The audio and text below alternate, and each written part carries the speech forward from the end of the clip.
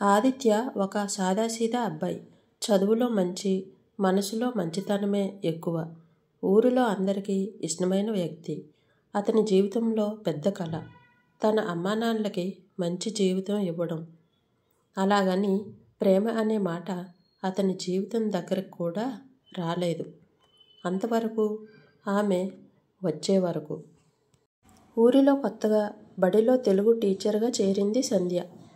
చూపులో పద్ధతిగా, మాటల్లో కాస్త గంభీరంగా, కానీ మనసులో మాత్రం చిన్నపిల్లల మృదువుగా. మొదటి రోజే స్టాఫ్ మీటింగ్లో ఆదిత్యను చూసి ఆమె మనసులో ఏదో అలజడి మొదలైంది. అదేవిధంగా ఆదిత్య కూడా ఆమె కళ్ళల్లో ఏదో ప్రశ్నలతో కూడిన కంఫర్ట్ని చూశాడు. కాలం గడుస్తూ ఇద్దరి మధ్య చిన్న చిన్న మాటలు మొదలయ్యాయి. ముందు సార్, అలాగే మేడం, తర్వాత ఆదిత్య, సంధ్య అని పిలుచుకునేవారు. ఇంకా కొంతకాలానికి మాటల కంటే మౌనమే ఎక్కువ మాట్లాడిపోయింది.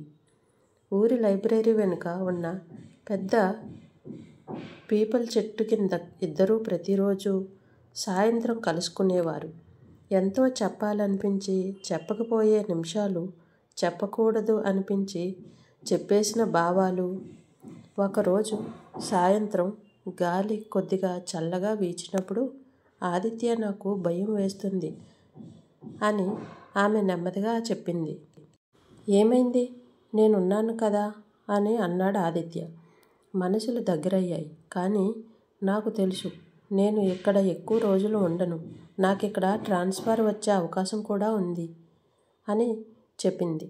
ఆదిత్య ముఖం ఒక్కసారిగా దిగొచ్చింది.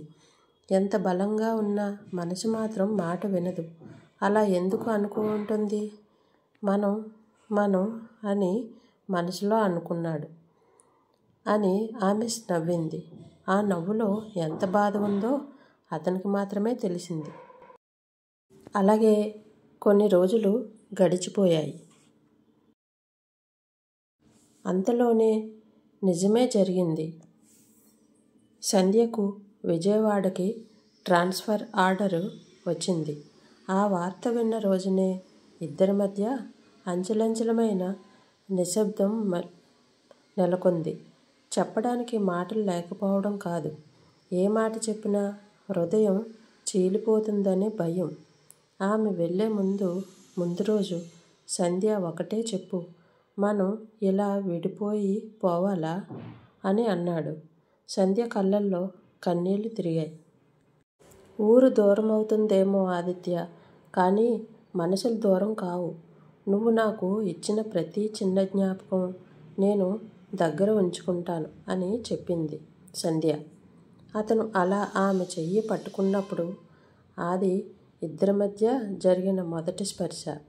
అది చివరిగా అనిపించిందేమో లేదా కాదేమో ఇద్దరికీ తెలియదు. తర్వాత రోజు ఆమె బస్సులోకి ఎక్కేటప్పుడు ఆదిత్య చాలా చెప్పాలనుకున్నాడు. గట్టిగా, ఉండిపో, నిన్ను ఎక్కడికి పంపించను అని తనలో తానే అనుకున్నాడు. నువ్వు లేక నేను ఎవరి కోసం జీవించాలి అని అన్నాడు. కానీ చెప్పలేకపోయాడు. బస్సు నెమ్మదిగా దూరం అవుతుంటే అతని మనసు కూడా దూరం అవుతున్నట్టే అనిపించింది.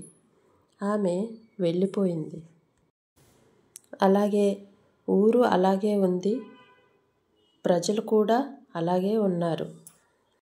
కానీ అతని మనసులో మాత్రం లోపల ఏమాత్రం ఏదో ఖాళీ ఉంది. రోజులు, వారాలు, అలాగే నెలలు కూడా గడిచిపోయాయి. ఒకరోజు ఆదిత్య బడిలో పేపర్లు చూస్తుండగా డోరు వద్ద మెల్లగా ఎవరో నిలబడి ఉన్నట్టు అనిపించింది. తలెత్తి పైకి చూశాడు. సంధ్య కనిపించింది. అతని హృదయం ఒక్కసారిగా ఆగినట్టయింది. నువ్వు అని అనబోయాడు. ఆమె చిరునవ్వుతో మెల్లగా ముందుకు నడిచింది. ఊరికెళ్ళే నిర్ణయాలు తీసుకున్నప్పుడు తిరిగి వచ్చేవాడిని కూడా గుర్తించాలి కదా అని చెప్పింది. ఆదిత్య ఇంకా ఏం జరుగుతుందో అర్థం కాక ఆశ్చర్యంగా చూస్తుండిపోయాడు. నాకు మళ్ళీ ఇదే ఊరికి ట్రాన్స్ఫర్ అయ్యింది అని చెప్పింది.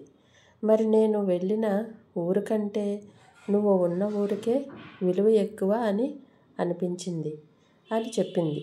అతని కళ్ళల్లో నీళ్లు తిరిగాయి. ఆమె కళ్ళల్లో ప్రేమ కనిపించింది. ఇద్దరు మనుషుల మధ్య దూరం లేకపోయినా ఇప్పుడు ఊరు కూడా దగ్గరైపోయింది.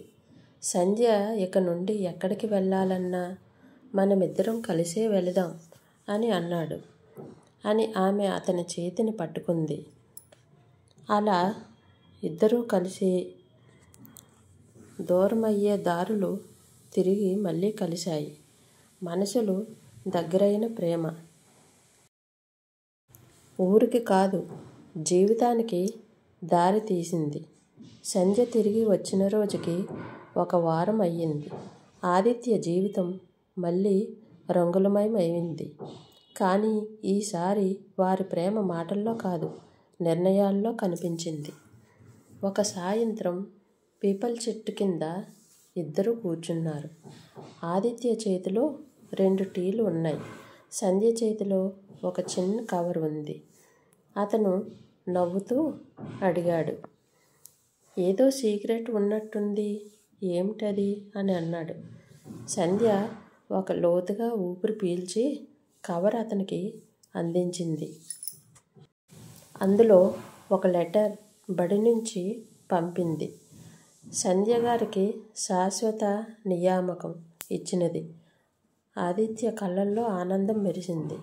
అంటే ఇక నువ్వు ఎక్కడికి వెళ్ళవు కదా అని అన్నాడు. సంధ్య మెల్లగా తల ఊపింది.